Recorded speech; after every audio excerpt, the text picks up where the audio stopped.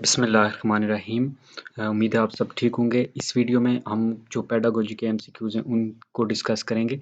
इससे पहले हमने पेडागोजी के जो वन लाइनर थे यानी एक ही लाइन में बहुत सी चीज़ें जो थी वो कवर की हैं। अब उन्हीं में से जो है ना कुछ एमसीक्यूज़ हैं ताकि एक कन्फ्यूजन से बचने के लिए एमसीक्यूज़ सॉल्व्ड एमसीक्यूज़ हैं जिनमें सिर्फ जो है ना वो आंसर आपको बताया जाएगा। अब pedagogy is the study of teaching method. जो पेडागोजी होती है वो टीचिंग मैथड की स्टडी है कि आपने टीचिंग किस तरह करनी है। In pedagogy computer is used to motivate the learner, to provide feedback, to interact with the learner, all the above तमाम चीज़ें होती हैं कि एक तो मोटिवेट करने के लिए भी यूज़ होता है कंप्यूटर, दूसरा फीडबैक प्रोवाइड करने के लिए भी, तीसरे नंबर पे इंटरेक्ट करने के लिए, क्योंकि कंप्यूटर में क्या होती है इंटरेक्शन होती है उसकी फिगर वगैरह की वजह से और ग्राफ वगैरह की वजह से, इसलिए जो है ना वो all of the above. Then फिर नंबर 3 है most important work of teacher is, teacher का जो सबसे इम्पोर्टेंट काम होता है टू ऑर्गेनाइज टीचिंग वर्क, कि जो टीचिंग वर्क होता है जो आप पढ़ा रहे हो वो सबसे इम्पोर्टेंट वो है, आपने किस तरह ऑर्गेनाइज करना है, यानी जो लेसन प्लानिंग है वो। Word pedagogy mean to lead the child, कि पेडागोजी का मतलब जो होता है, जो वर्ड पेडागोजी है इसका, चाइल्ड को लीड करना। Teacher should present information to the students clearly and in interesting way and relate this new information to the things students already know, कि आप उस वक्त ही ज़्यादा अच्छे से पढ़ा सकते हैं जब बच्चे कुछ चीज़ें, जो जर्नल एग्जांपल आप जब देते हो, जब वो चीज़ें जो नॉर्मल हमारी डेली लाइफ में होती हैं, जो बच्चों को पता होती हैं, उनसे जब आप रिलेट करते हो।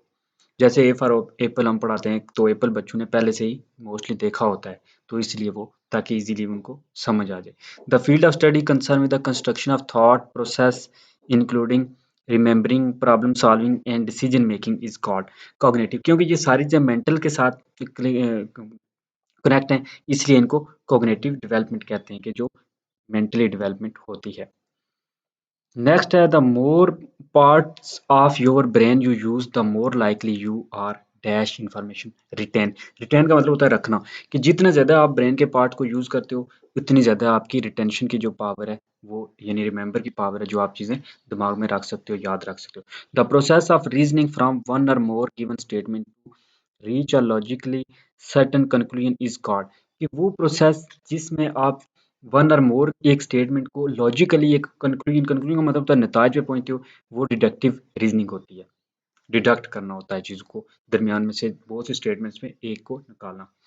Education is a process in which knowledge and skills are transfer, transfer की जाती है from few person to the next generation, जैसे टीचर से अगली नस्ल में पहुंचाई जाती है। A priori knowledge is knowledge that is known independently of experience, की वजह से जो नॉलेज जाना जाता है उसको कहते हैं prior knowledge.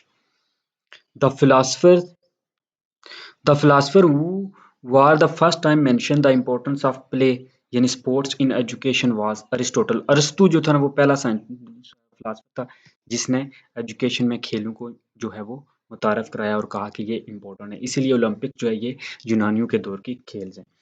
The idea of practical learning means education should apply to the real world, real world में जो है ना वो अप्लाई होना चाहिए। The concept of perennialism in education means school curricula should focus on what everlasting, perennialism यानी जो हमेशा रहेगा, एवरलास्टिंग जो हमेशा रहने वाला है उस पर फोकस करना चाहिए। Progressivism believe that education come from the experience of the child, के बच्चे के एक्सपीरियंस से जो है ना वो एजुकेशन आती है, जो वो चीज़ें एक्सपीरियंस करता है लाइफ में। Progressivism believes that children learn in dash या इन कम्युनिटी, कि कम्युनिटी में जो है ना वो बच्चे सीखते हैं, ये प्रोग्रेसिविज्म की जो बेसिक बिलीव है। A normal human being has जो है वो 5 सेंसेस होती हैं, ठीक है, टच, टेस्ट, स्मेल, फिर hear and touch, taste, hear, smell and see, हाँ, यानी आँख, नाक, कान, स्किन और जो ज़ुबान है। The idea of teaching the whole child in the philosophy of pragmatism in education means teaching student to be good citizen। जो प्रैग्मेटिज्म है इसके मुताबिक ये था कि ये फिलासफी थी कि बच्चों को सिटीजन जो है ना वो अच्छे शहरी बनाया जाए। Which from the following is not among the 5 senses thought, ये विजन भी है देखना, यानी टच, छूना और स्मेल, ये बेसिक में से है, सिर्फ जो है ना वो थॉट जो है वो बेसिक 5 सेंसेस में नहीं है। The curriculum of educational institute should be based on theory and practice. एक तो थ्योरी और फिर उसकी प्रैक्टिस भी हो।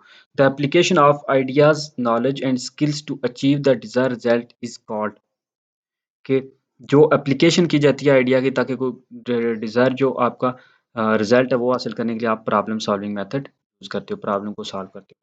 The branch of